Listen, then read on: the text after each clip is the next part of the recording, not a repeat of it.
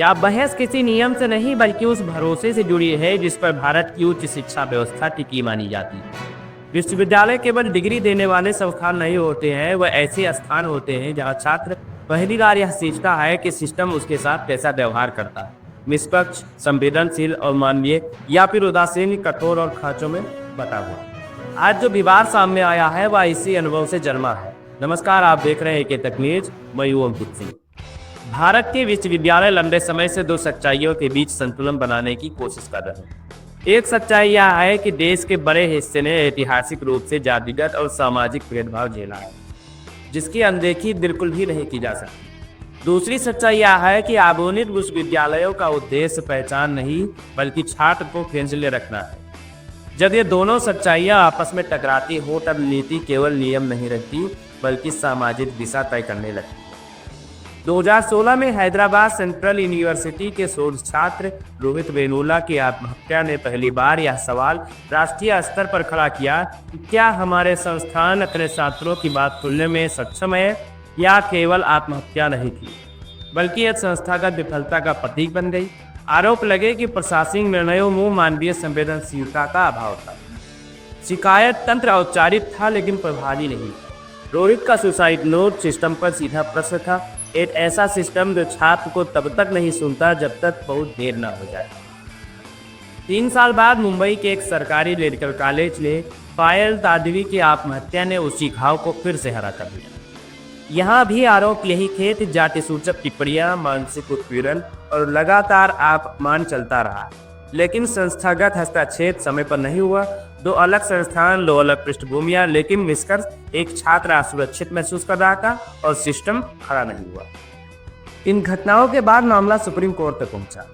अदालत ने समाज को नहीं बल्कि विश्वविद्यालय और नियामक संस्थाओं को कटघरे ने खड़ा किया।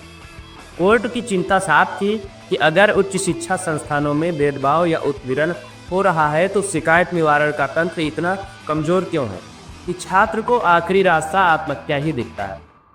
अदालत ने कहा कि नियमों में दांत होना चाहिए ताकि संस्थान जवाबदेह बने, लेकिन अदालत की मंशा तही या नहीं थी कि पहचान के आधार पर समानांतर या विभाजित न्याय ढांचे खड़े किए जाएं।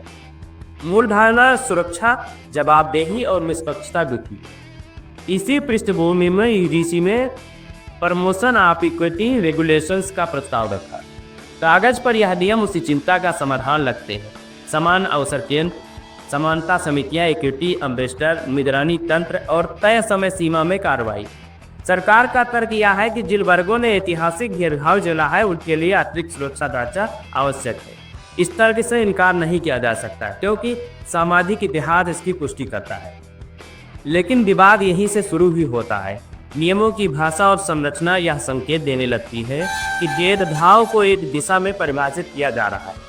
समिति गठन, प्रतिनिधित्व और निगरानी की अवधारणा कुछ विशेष श्रेणियों के इर्द गिर्द घूमती दिखाई गई।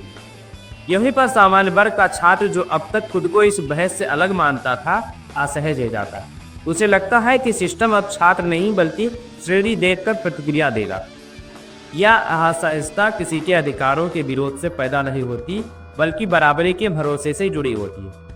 दुर्व्यवहार, मानसिक उत्पीड़न और प्रशासनिक अन्याय किसी भी छात्र के साथ हो सकता है, चाहे वह किसी भी जाति या वर्ग से हो।